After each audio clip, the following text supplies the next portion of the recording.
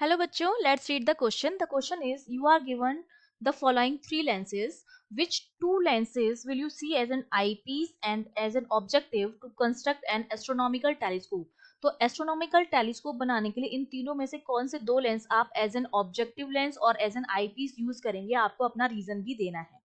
तो देखो, इसके लिए हमें जो की कॉन्सेप्ट में जो चीज पता होनी चाहिए, उसमें हमें ये पता होनी चाहिए कि एस्ट्रोनॉमिकल टेलीस्कोप का यूज करते हैं हम उन ऑब्जेक्ट को देखने के लिए जो बहुत ज्यादा दूर होते हैं, फार अवे होते हैं, और हम उन्हें इनफाइनाइट पर मानकर चलते हैं।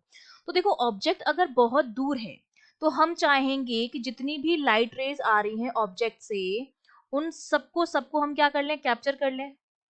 Capture maximum light rays coming from the object. और हमें अगर मैक्सिमम कैप्चर करना है तो उसके लिए अपार्चर जो होना चाहिए वो क्या होना चाहिए, बड़ा होना चाहिए। अपार्चर बिग होना चाहिए, तभी हम मैक्सिमम लाइट रे को क्या कर पाएंगे, कैप्चर कर पाएंगे, जिसकी वजह से हमारी जो इमेज बनेगी वो काफी क्लियर बनेगी और ब्राइट बनेगी। ठीक है, तो अपार्चर क्या होना चाहिए, बड़ा होना चाहिए।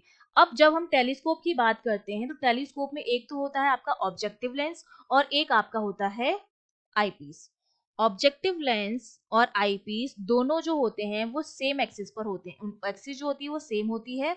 ये ऑब्जेक्टिव लेंस है और ये आईपीस है। ऑब्जेक्टिव लेंस को रखा जाता है ऑब्जेक्ट के सामने, ठीक है, जहां से आपके पास लाइट रे आ रही होती है, ऑब्जेक्ट को हम इनफाइनाइट पर मानते हैं।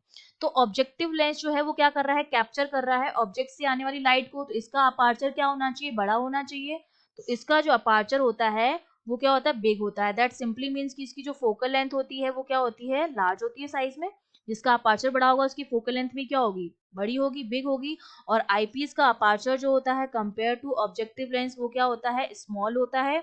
और फोकल लेंथ जो होती है, इसकी फोकल लेंथ होती है एफ ओ और इसकी फोकल लेंथ होती है एफ ई। ठीक है, तो इसकी जो फोकल लेंथ होती है वो क्या होती है, स्मॉल होती है। फोकल लेंथ जो होती है इसकी स्मॉल होती है, जिसका अपार्चर छोटा होगा उसकी फोकल लेंथ भी छोटी होगी, मतलब एफ ई जो होता है that is less than F not. ठीक है, और हम जानते हैं कि जो पावर होती है that is the reciprocal of focal length dioptre. मतलब जिसकी फोकल लेंथ जो स्मॉल है उसकी पावर क्या होनी चाहिए, ज्यादा होनी चाहिए। इसकी जो पावर है वो क्या होती है, लार्ज होती है, क्योंकि पावर जो है फोकल लेंथ के इनवर्सली प्रोपोर्शनल है। इनवर्स है मतलब फोकल लेंथ जिसके लिए बड़ी होगी उसके लिए पावर कम आएगी, उसका इनवर्स जब हम करेंगे तो आईपीस की जो पावर होती है वो लार्ज होती है, जबकि ऑब्जेक्टिव की जो पावर होती है वो क्या होती है, स्मॉल होती है, या मैं कह सकती हूँ लो पावर का होता है ऑब्जेक्टिव लेंस। तो जब हम तीनों लेंसेज को देखेंगे तो पावर देखो सबसे कम किसकी है, L1 की। और पावर किसकी हम कम रखते हैं, ऑब्जेक्टिव लेंस की पावर स्मॉल रखते हैं, तो L1 को तो हम क्या बनाएंगे, ऑब्जेक्टिव लेंस बनाएंगे। और देखो L1 का अपार्चर भी सबसे ज्यादा बड़ा है और अपार्चर हम किसका बिग रखते हैं, ऑब्जेक्टिव लेंस का। तो L1 को तो हम क्या बना देंगे, ऑब्जेक्टिव लेंस बना देंगे। और आईपीस की पावर जो होती है वो मैक्सिमम होती है। तो देखो दोनों की पावर में से L2 और L3 की पावर अगर मैं देखूं तो सबसे ज्यादा पावर जो है वो L3 की है, क्योंकि अपार्चर दोनों का सेम है, तो इससे हम डिसाइड नहीं कर सकते।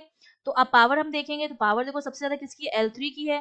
तो L3 को हम क्या बनाएंगे, आईपीस बनाएंगे, क्योंकि आईपीस की जो पावर होती है वो क्या होती है, लार्ज होती है। तो L1 को हम ऑब्जेक्टिव लेंस बनाएंगे, L3 को हम आईपीस बनाएंगे। I hope you understood well, all the best.